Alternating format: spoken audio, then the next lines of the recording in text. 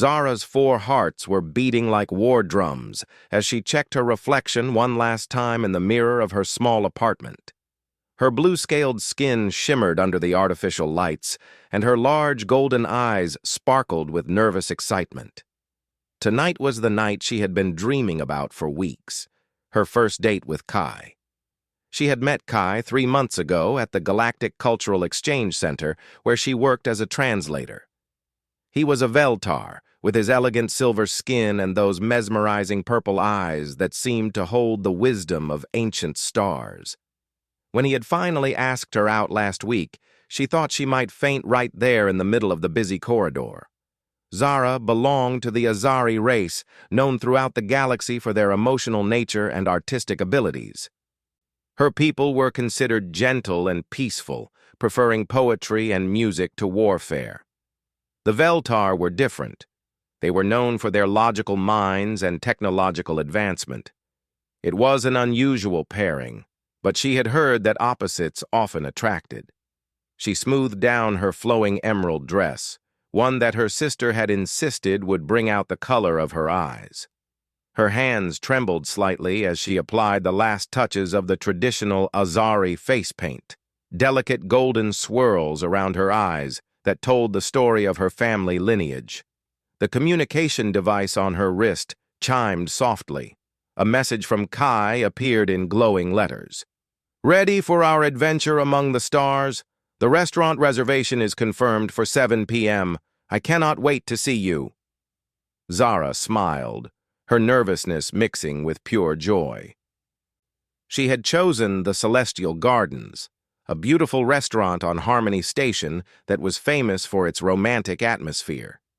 The restaurant was built inside a massive transparent dome that offered breathtaking views of the nebula that surrounded their sector of space. It was expensive, but this was a special night. She grabbed her small purse and headed toward the transport bay. Harmony Station was home to over 50 different alien species, making it one of the most diverse places in the galaxy. As she walked through the corridors, she passed Krex merchants, with their multiple arms haggling over exotic spices, tall, ethereal beings whose bodies seemed to be made of pure light, and small, furry puffkins who were known for their incredible engineering skills despite their tiny size. The transport pod to the Celestial Gardens was smooth and quiet. As they traveled through the station's outer rings, Zara could see the magnificent view of space through the large windows. The purple nebula stretched out like a cosmic ocean, with blues and purples swirling in patterns that had inspired artists for generations. When she arrived at the restaurant, Kai was already waiting for her near the entrance. He looked handsome in his formal Veltar robes, which were a deep shade of midnight blue with silver threading that caught the light beautifully. His purple eyes brightened when he saw her, and he performed the traditional Veltar greeting by placing his hand over his heart and bowing slightly.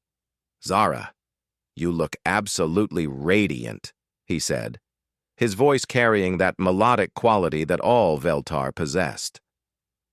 "Like a star that has descended from the heavens to grace us with its presence." She felt her cheeks warm with a soft blush that made her blue skin take on a slight purple hue. "Thank you, Kai. You look wonderful, too." The restaurant's host, a friendly Glimmerian whose body sparkled like a living diamond, guided them to their reserved table. It was positioned perfectly near the great dome's edge, giving them an unobstructed view of the nebula. The table was set with crystal glasses that seemed to hold captured starlight, and soft bioluminescent flowers provided a gentle, romantic glow. "This is beautiful," Zara breathed, looking out at the swirling cosmic clouds that painted the darkness with vivid colors. "I have never seen anything like it." Kai reached across the table and gently took her hand in his. His skin was cool to the touch, but his gesture was warm. "Nothing could be more beautiful than sharing this moment with you." They ordered their dinner. Zara chose the traditional Azari flowering kelp soup that reminded her of home, while Kai selected the Veltar crystal fruit, which was said to enhance mental clarity and emotional balance. As they waited for their food, they talked about everything and nothing at all. Kai told her about his work as a stellar cartographer, mapping new star systems for the Galactic Exploration Fleet. His eyes lit up as he described the beauty of uncharted space and the thrill of discovering new worlds. Zara shared stories of her translation work and how she loved helping different species understand each other better. "Communication is so important," she said, her golden eyes sparkling with passion.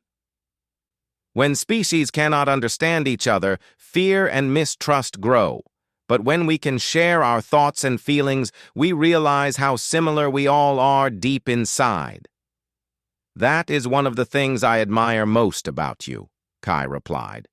"Your ability to see the connections between all living beings. My people sometimes focus too much on logic and forget the importance of emotional understanding." Their dinner arrived, and it was as delicious as the restaurant's reputation promised. They laughed together as Zara tried to teach Kai some basic Azari phrases, while he attempted to explain the mathematical beauty of stellar formations. Despite their different backgrounds, they found they had so much in common. As the evening progressed, they moved closer together, their conversation becoming more intimate and personal. Zara learned that Kai wrote poetry in his spare time, something that was unusual for a Veltar, but showed his sensitive side. Kai discovered that Zara dreamed of one day opening a school where young beings from different species could learn together.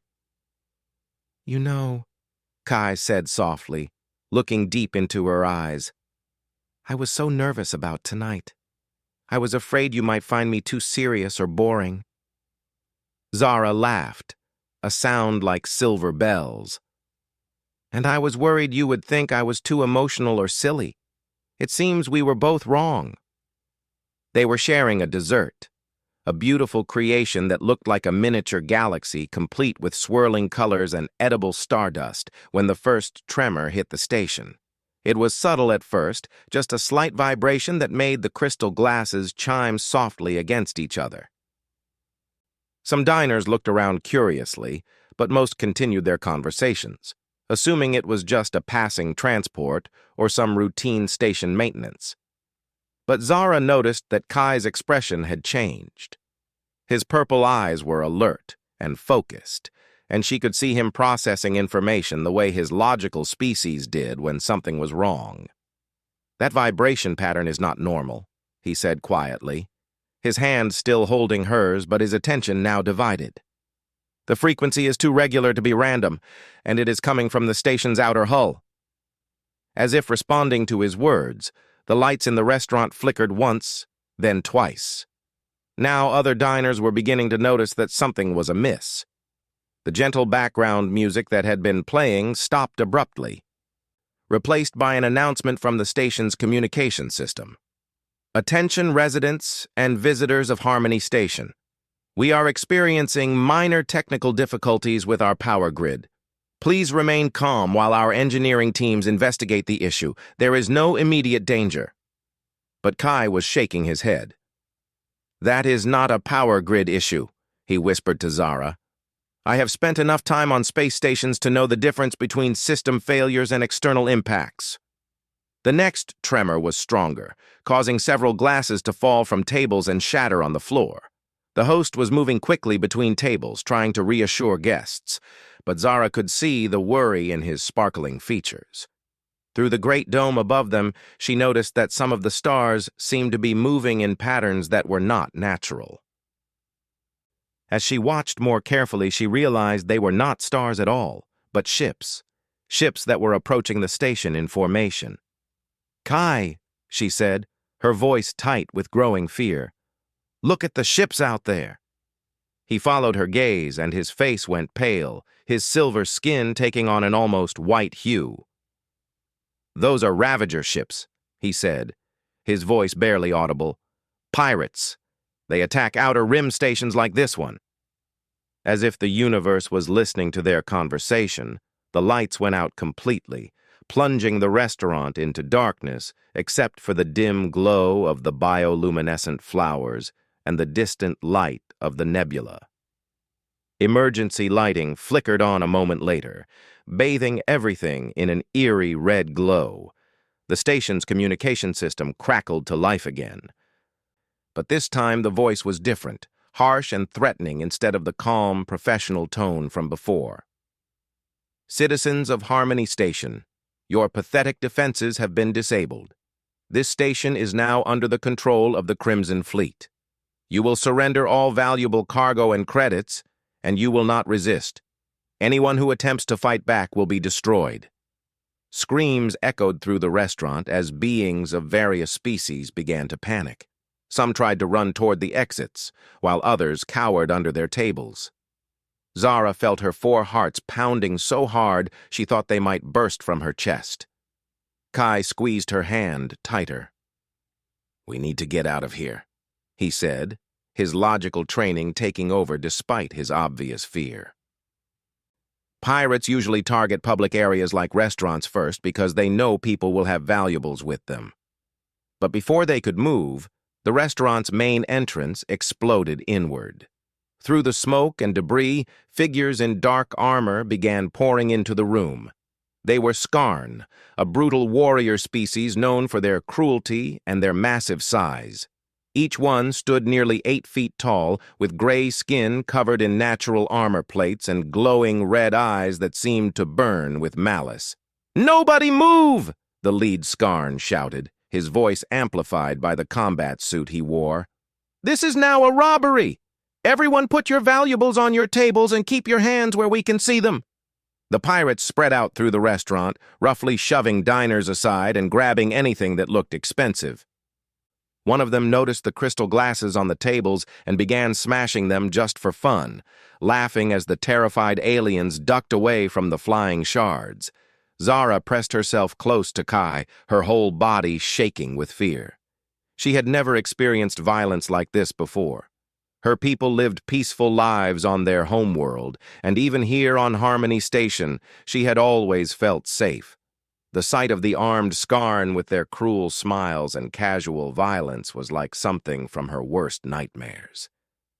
"Please," she whispered to Kai, "what do we do?" But before he could answer, one of the pirates noticed them. The Skarn stomped over to their table, his heavy boots making the floor shake with each step. He was even more terrifying up close, with scars covering his gray skin and teeth filed to sharp points. Well, he said in a voice like grinding metal, "what do we have here? A pretty little Azari and her boyfriend. I bet they have something nice for us."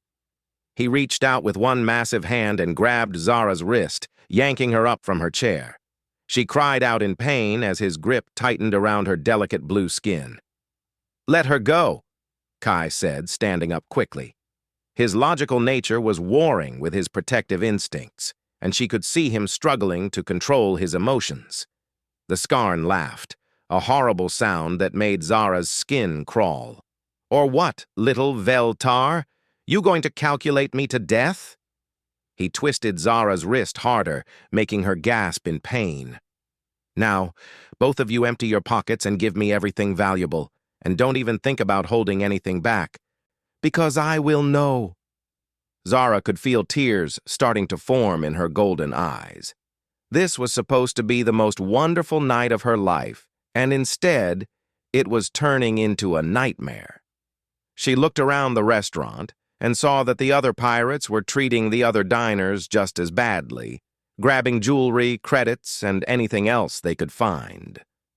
The beautiful celestial gardens had been transformed into a scene of chaos and fear. The gentle lighting was replaced by harsh emergency beams, the romantic atmosphere shattered by the sounds of breaking glass and terrified screams. The magnificent view of the nebula now seemed to mock their situation, its beauty a stark contrast to the ugliness of what was happening inside the dome. "Please," Zara said to the Skarn holding her, "we will give you whatever you want. Just do not hurt anyone." The pirate's red eyes glowed brighter with amusement. "Oh, I like this one. She has spirit. Maybe I will keep her for myself instead of just taking her credits." The words sent ice through Zara's veins. She had heard stories about what happened to people who were taken by pirates, and none of those stories ended well. She looked at Kai desperately, hoping he might have some idea of how to get them out of this situation. But Kai looked as helpless as she felt. The Veltar were not warriors. They were thinkers and builders and explorers. In a situation like this, their logical minds could not provide the kind of solution they needed. Just as the Skarn was reaching for Zara's small purse with his free hand, another tremor shook the station. But this one was different from the others. It was not the rhythmic pounding of the pirate ships attacking the hull, but something else entirely.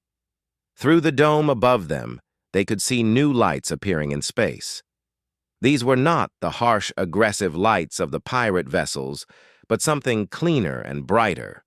As they watched, small explosions began appearing around the Ravager ships, like tiny stars blossoming in the darkness.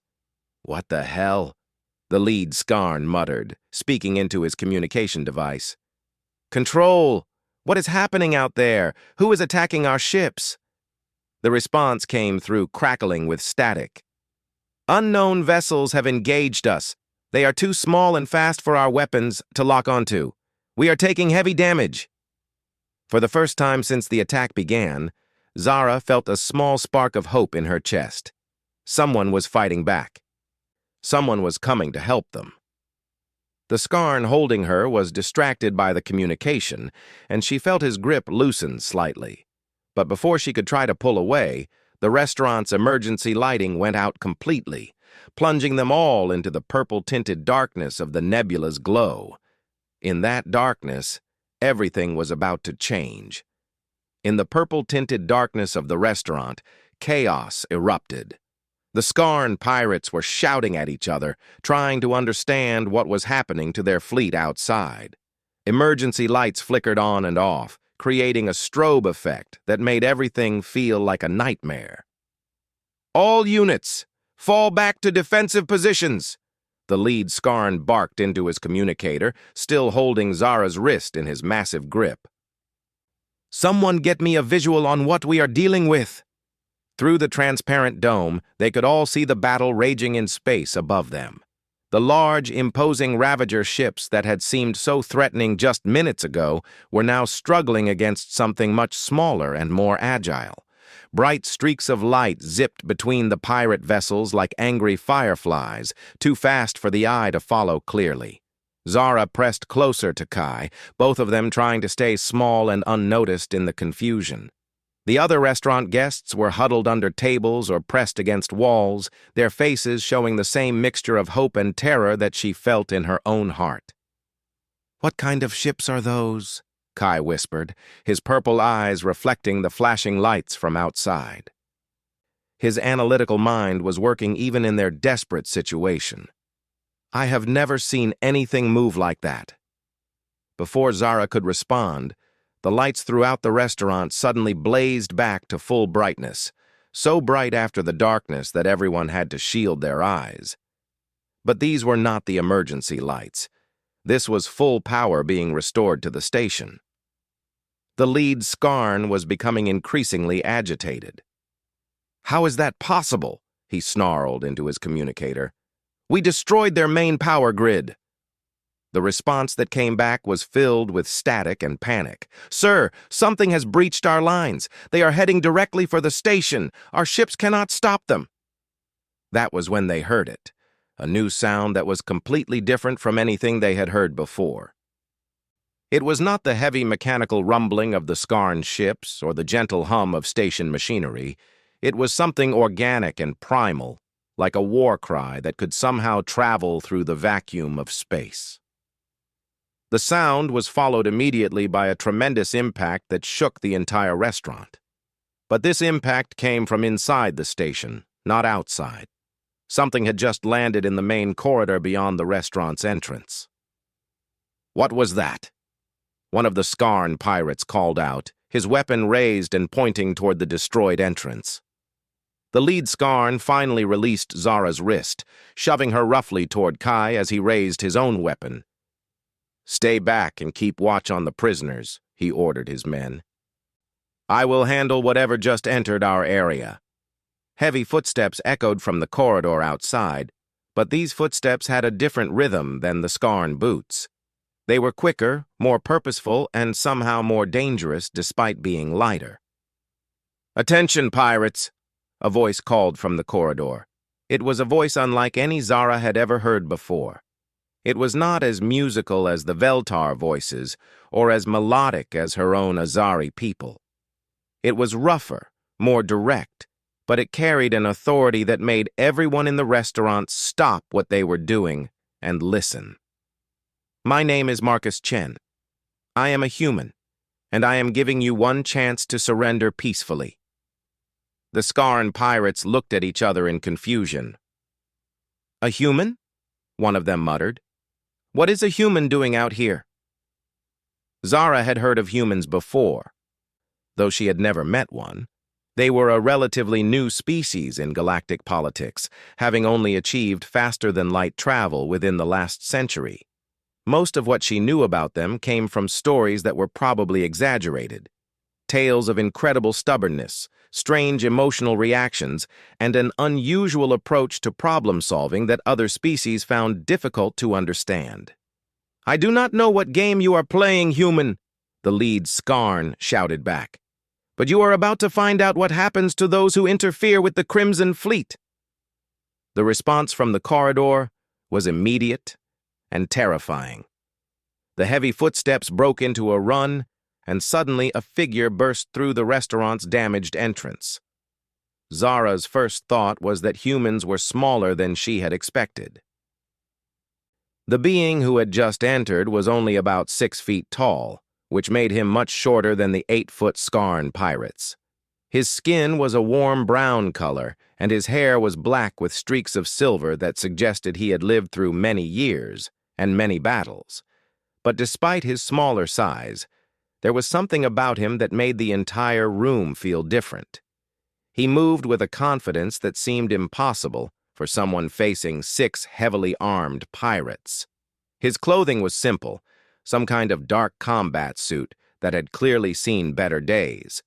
But he carried himself like he owned the entire station. Most striking of all were his eyes. They were brown like rich earth, but they held an intensity that made Zara's breath catch in her throat. These were the eyes of someone who had seen things that would break most beings, and had somehow become stronger because of it. "All right then," the human said, his voice calm and almost conversational. "Let's do this the hard way." What happened next was unlike anything Zara had ever witnessed. The Skarn pirates opened fire with their energy weapons, filling the air with deadly beams of light. But the human was no longer where their weapons were aimed. He moved like water, flowing around the energy blasts with a grace that seemed impossible. Where the Skarn relied on their size and strength, the human used speed and precision. He rolled behind an overturned table, sprang up to disarm one pirate, and used that pirate's own weapon against another, all in the space of a few heartbeats. "Impossible!" the lead Skarn roared, swinging his massive fist at the human's head. "Stand still and fight like a warrior!" The human ducked under the swing easily. "Why would I do that?" he asked, almost sounding amused. "That would be stupid." The word stupid seemed to offend the Skarn even more than the physical attack. In their culture, being called stupid was one of the worst insults possible. "I will tear you apart with my bare hands," but the human was already moving again. He grabbed a broken piece of crystal from one of the destroyed tables and threw it with incredible accuracy, hitting the Skarn in the eye and causing him to stumble backward.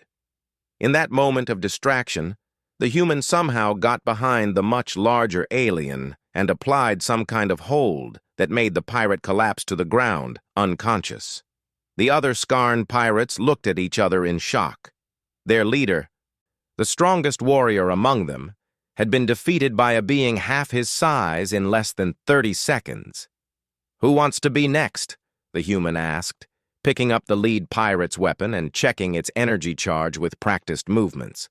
One of the remaining pirates tried to grab Zara, probably thinking he could use her as a hostage. But before his fingers could close around her arm, the human threw something small and metallic that hit the pirate in the forehead. The Scarn's eyes rolled back and he collapsed like a falling tree. "I really hate it when people threaten innocent civilians," the human said, and this time his voice carried an edge that made even the largest pirates take a step back. "It makes me lose my temper." The word temper was not one that Zara knew, but from the context and the human's expression, she could guess it was not something the pirates wanted to experience. The remaining 4 pirates formed a circle around the human, trying to use their superior numbers to their advantage. But the human did something that no other species would have done in that situation. He smiled. 4 against 1, he said, actually sounding pleased about the odds. This might actually be fun. What followed was like watching a carefully choreographed dance, if dances involved stunning displays of violence and impossible acrobatic moves. The human used everything around him as a weapon: broken furniture, pieces of crystal, even the restaurant's decorative plants. He moved constantly, never letting the pirates coordinate their attacks, always staying one step ahead of their slower reactions. The Scarn were strong and tough, but they were trained for straightforward combat. They expected their enemies to meet their attacks head-on, to fight with honor and predictable tactics. The human fought like no warrior they had ever encountered, using strategies that seemed to make no sense until suddenly the pirates found themselves on the ground, wondering what had happened. Within 5 minutes, all 6 pirates were unconscious or groaning in pain on the floor. The human stood in the center of the destroyed restaurant, not even breathing heavily, checking his equipment with the same casual attitude someone might use to organize their groceries. "Is everyone all right?" he called out to the terrified diners who were still hiding under tables and behind overturned chairs. Slowly, the various aliens began to emerge from their hiding spots. There were soft words of thanks in a dozen different languages, as beings realized they were safe. The Glimmerian host was crying tears that sparkled like diamonds as he surveyed the damage to his beautiful restaurant. Zara and Kai remained frozen in place, staring at the human in amazement. He noticed their attention and walked over to them, his movements now gentle and non-threatening. "You two okay?" he asked, his brown eyes showing genuine concern. "I saw that big guy grab you. Did he hurt your wrist?" Zara looked down at her wrist where the Scarn had grabbed her. There were dark bruises forming on her blue skin, but she barely felt the pain anymore. She was too amazed by what she had just witnessed to focus on her minor injuries. I am fine," she managed to say, though her voice was shaky. "Thank you for saving us." "I have never seen anyone fight like that." The human's expression softened. "What's your name?" "I am Zara," she replied. "And this is Kai. We were having our first date when—" She gestured helplessly at the chaos around them. "First date, huh?" The human looked sympathetic. "That's rough. Nothing ruins a romantic evening like armed pirates breaking up the party."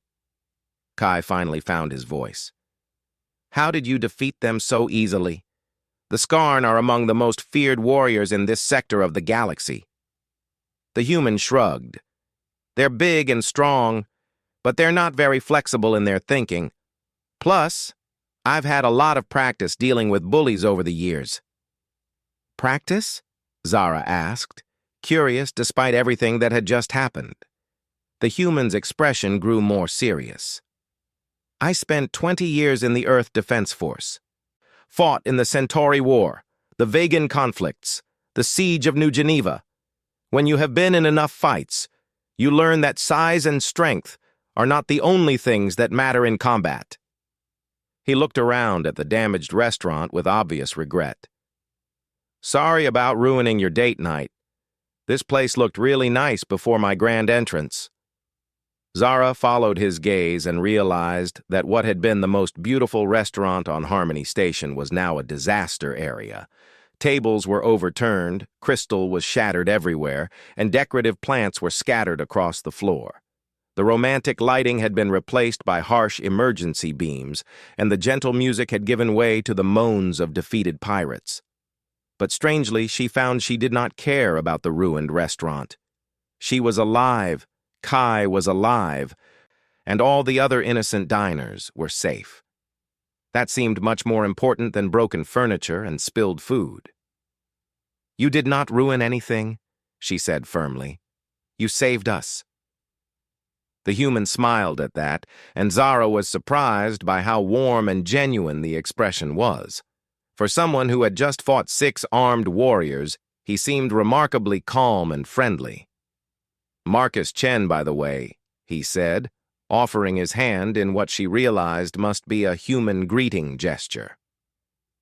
"I should have introduced myself properly before the excitement started." Zara carefully shook his hand, noting how warm his skin was compared to Kai's cool touch. "It is nice to meet you, Marcus Chen, though I wish the circumstances were better." "Call me Marcus," he said. "And honestly, this is not the worst first date story I have ever heard. At least you two have something exciting to talk about now." From outside the restaurant, they could hear the sounds of station security finally arriving. Marcus glanced toward the entrance and sighed. "I should probably go deal with the security teams," he said. "They are going to want statements and reports and all sorts of paperwork. Plus, I need to check on my wingman and make sure the rest of the pirates have been rounded up." "Wingman?" Kai asked. Marcus grinned. "My ship's AI. She is the one who was flying around out there making life difficult for the pirate fleet. I just handled the ground assault while she kept their ships busy." Zara looked up through the dome at the space above them. The battle was over, and she could see the sleek shapes of what must be human ships moving between the damaged Ravager vessels.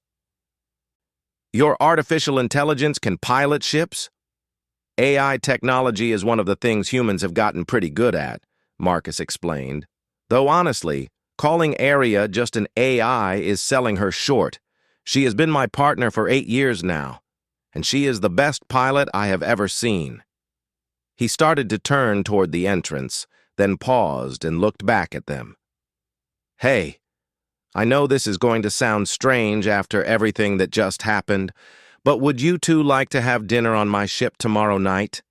I feel bad about interrupting your date, and I make a pretty good Earth-style pasta. Plus, Aria has been wanting to meet some of the local aliens. She gets bored when we are docked for maintenance." Zara and Kai looked at each other in surprise. The idea of having dinner with the human who had just saved their lives was both exciting and terrifying. "You do not have to," Kai said politely. "You have already done so much for us." "Actually," Marcus replied with a grin, "I think I owe you. Fighting pirates is just another day at the office for me, but watching 2 people fall in love is something special. I would hate to think that some jerks with weapons ruined what was obviously a perfect evening." Zara felt her cheeks warm with that telltale blush again.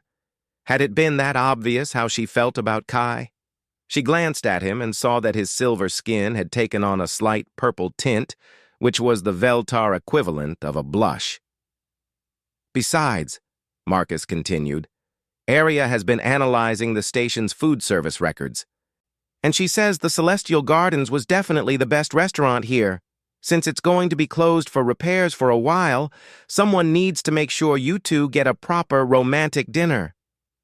The offer was tempting, but also overwhelming.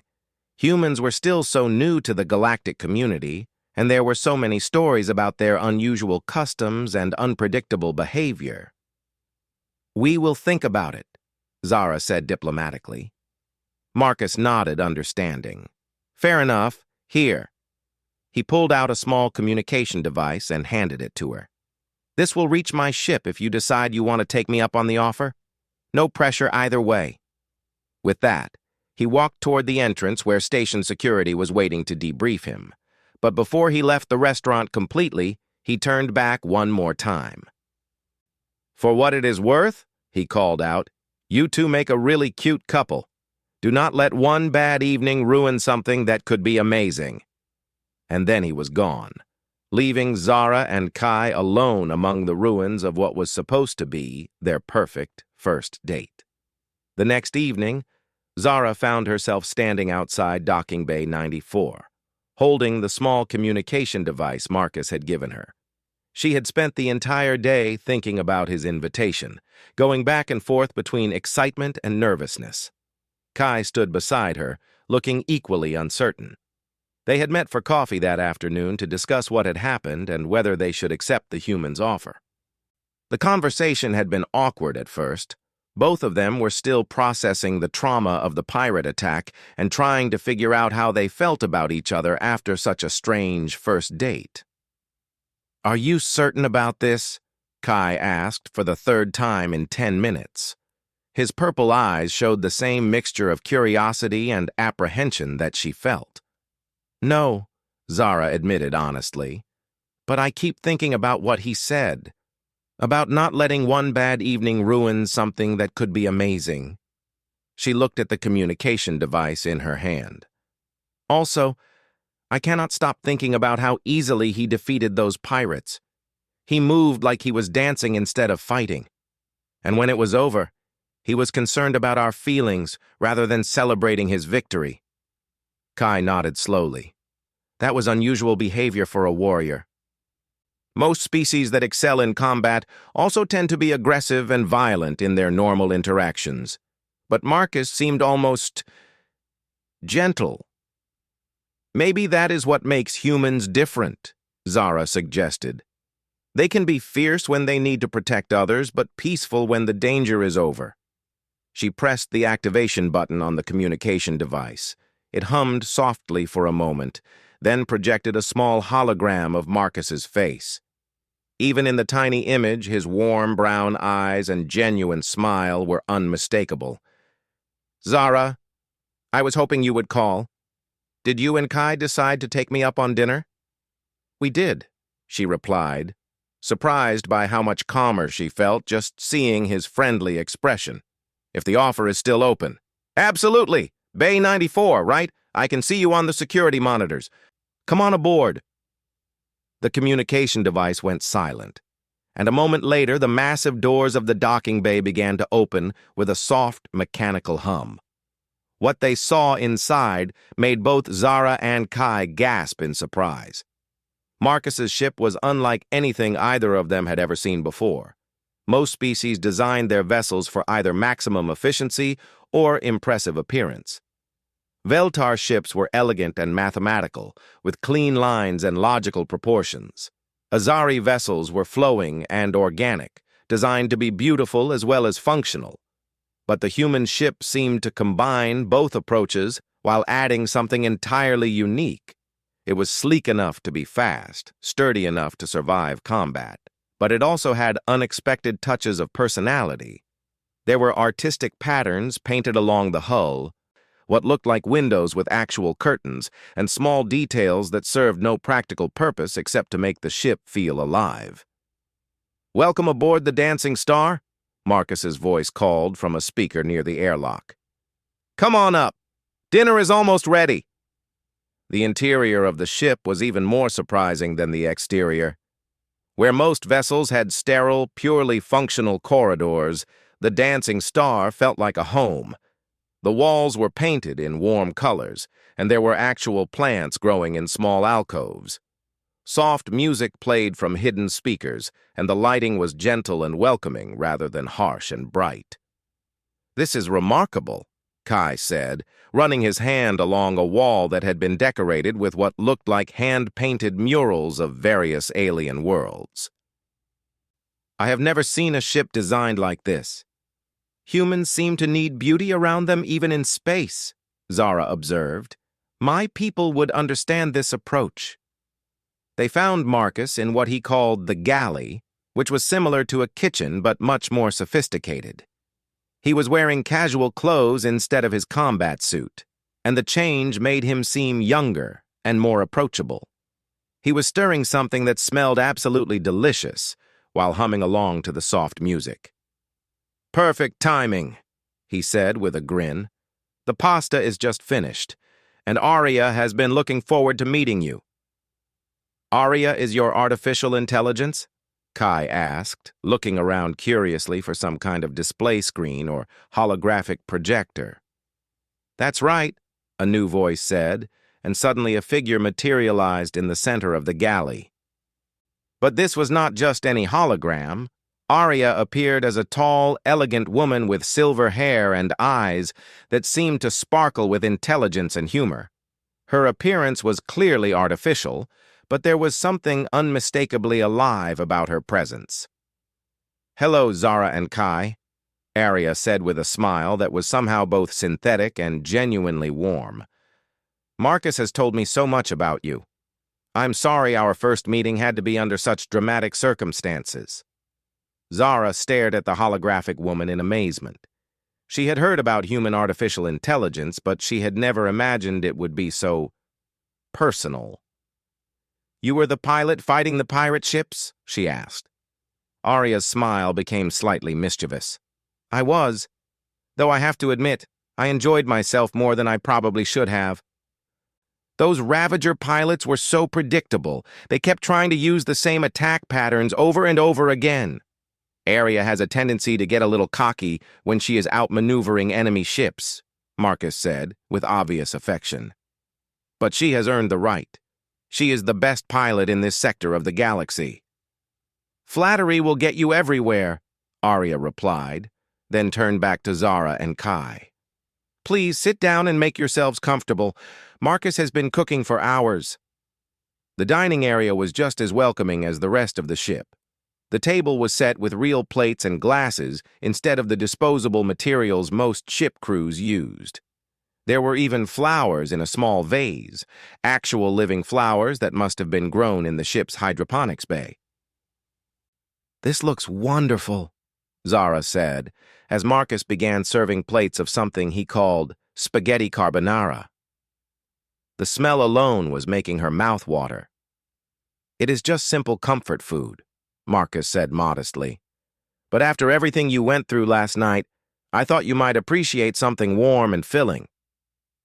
As they began to eat, Zara discovered that human cuisine was surprisingly delicious. The pasta had a rich, creamy sauce with flavors that were both familiar and exotic. It was different from Azari food, but in a good way. "This is amazing," Kai said after his first bite. "What are the ingredients?" Marcus launched into an explanation of eggs, cheese, and something called bacon, while Arya projected small images to help illustrate the cooking process. As they ate and talked, Zara began to relax in a way she had not been able to since the attack. "Can I ask you something?" she said during a pause in the conversation. "Why did you help us last night? You could have just dealt with the pirate ships and left the station security to handle the rest." Marcus's expression grew more serious. "Because it was the right thing to do. When I saw those Scarran threatening innocent people, I could not just stand by and watch." "But you were outnumbered," Kai pointed out. "Logic would suggest that discretion would have been the better approach." "Logic is not always the best guide," Marcus replied. "Sometimes you have to follow your heart instead of your head." Arya laughed softly. "That is very human thinking. Other species might calculate the odds before acting. Humans see someone in trouble and react first. Think about the consequences later." "Is that not dangerous?" Zara asked. "Sometimes," Marcus admitted. "But it is also what makes us human. We cannot stand by and watch suffering when we have the power to do something about it." He leaned back in his chair, his expression thoughtful. "Besides, I have been in enough fights to know that numbers are not everything. The Scarn expected a straight fight, warrior against warrior. They were not prepared for someone who would use unconventional tactics." "Like throwing broken crystal at them," Kai said, with what might have been amusement. Exactly. Why limit yourself to traditional weapons when the universe provides so many options? Marcus grinned. My old sergeant used to say that the most dangerous weapon in any fight is a creative mind. As dinner continued, Zara found herself fascinated by the differences between human thinking and what she was used to from other species. Marcus and Arya approached problems from angles that seemed impossible to predict, but their solutions were remarkably effective. You know, Arya said during dessert, something called chocolate cake that was even more incredible than the pasta. You two have excellent compatibility ratings. Compatibility ratings? Zara asked. I have been analyzing your conversation patterns, body language, and emotional responses, Arya explained with a slightly embarrassed tone. It is a hobby of mine. I find relationships fascinating from an analytical standpoint. Marcus rolled his eyes. Arya thinks she is a matchmaker. She has been pestering me to help her set up compatible couples on every station we visit. But they really are very compatible, Arya protested. Their communication styles complement each other, they show mutual respect and interest, and their cultural differences are actually advantageous rather than problematic. Zara felt her cheeks warming with that familiar blush. What do you mean? Azari emotional openness balances Veltar logical reserve, Arya explained enthusiastically. Kai's analytical nature will help Zara make practical decisions, while her empathetic abilities will help him connect with his feelings. It is a perfect partnership. Kai's silver skin was showing that purple tint again. That is actually a fairly accurate assessment. Arya is rarely wrong about these things, Marcus said gently. She has an unusual talent for seeing connections that others miss. Which brings me to my main point, Arya continued. You should not let last night's incident affect your opinion of your relationship. If anything, experiencing danger together has probably strengthened your emotional bond. Zara looked across the table at Kai, remembering how he had tried to protect her when the Skaran grabbed her wrist. Even though he was not a warrior by nature, he had been willing to face the pirate for her sake. She is right, Kai said quietly. When I saw that pirate hurting you, I felt something I had never experienced before. It was not logical or calculated. It was pure emotion. What did you feel? Zara asked softly.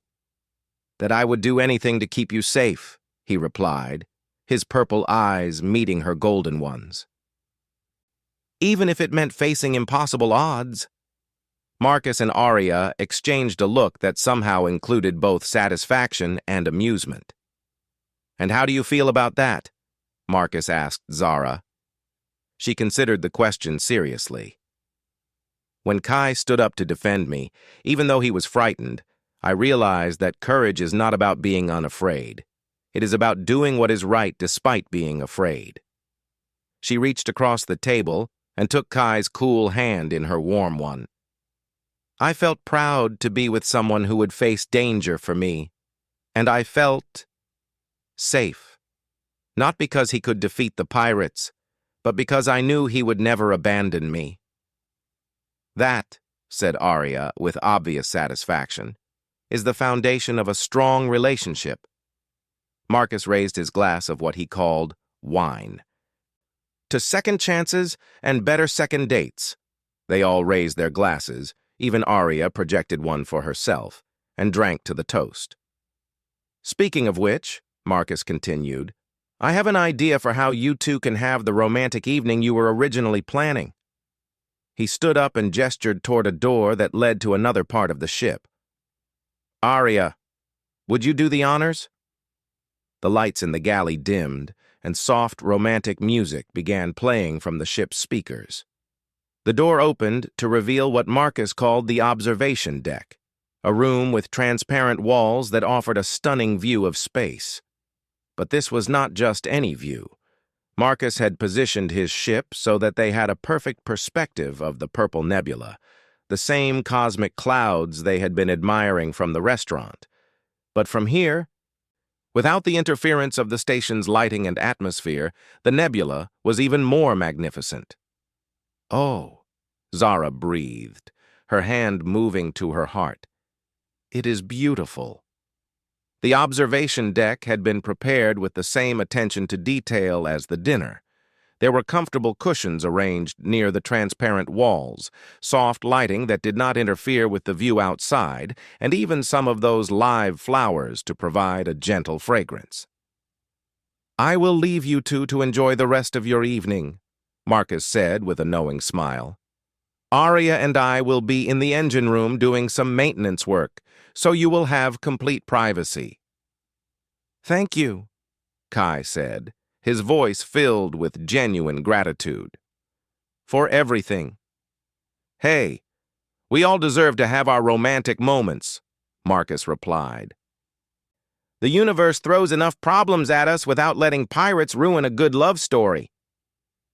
As Marcus left them alone in the observation deck, Zara and Kai settled onto the cushions and looked out at the nebula together. The silence between them was comfortable now, filled with shared experience and growing trust.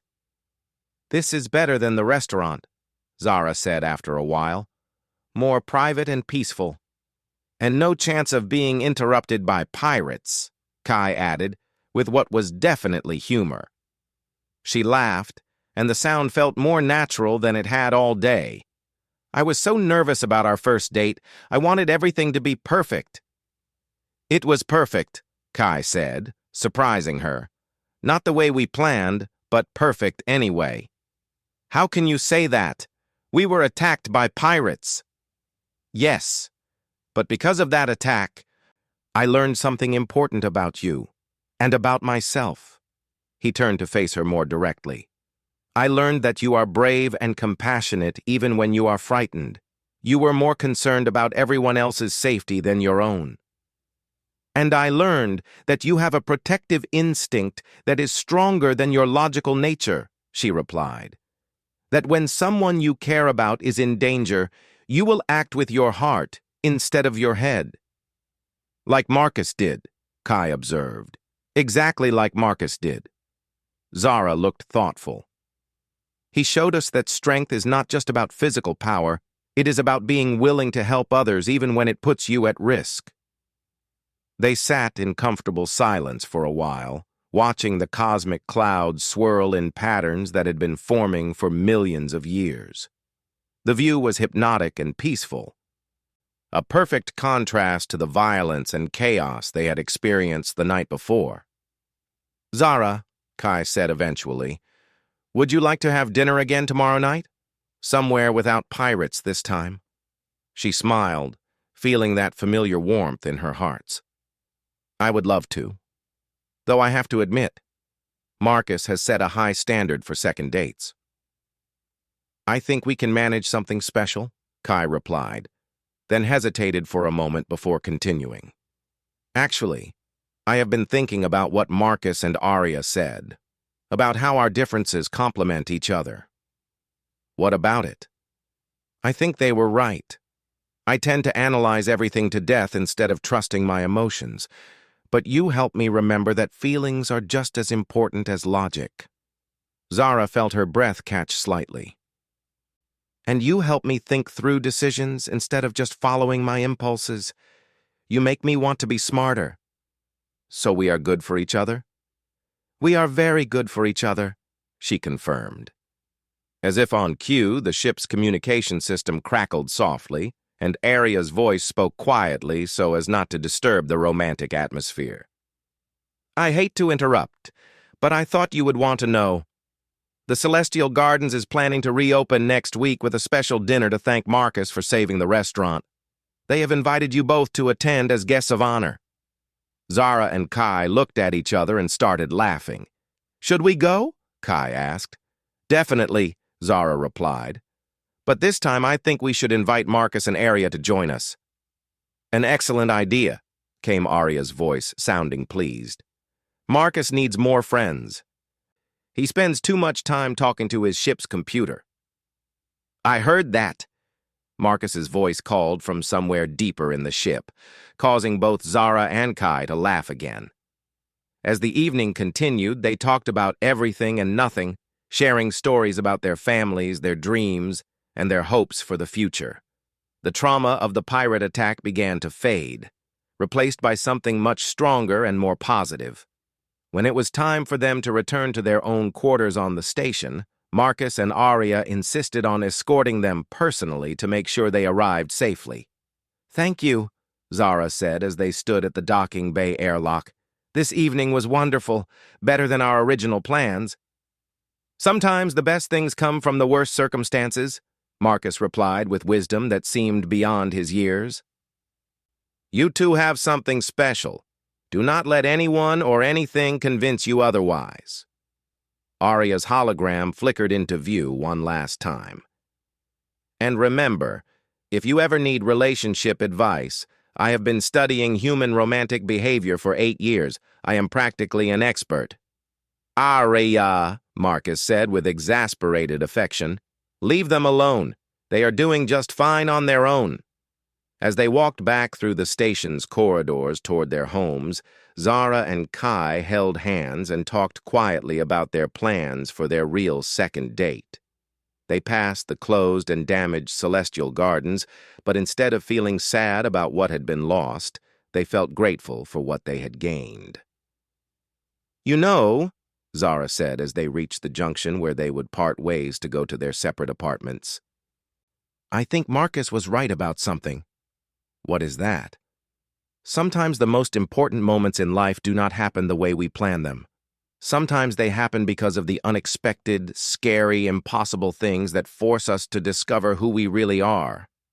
Kai squeezed her hand gently. "And who are we?"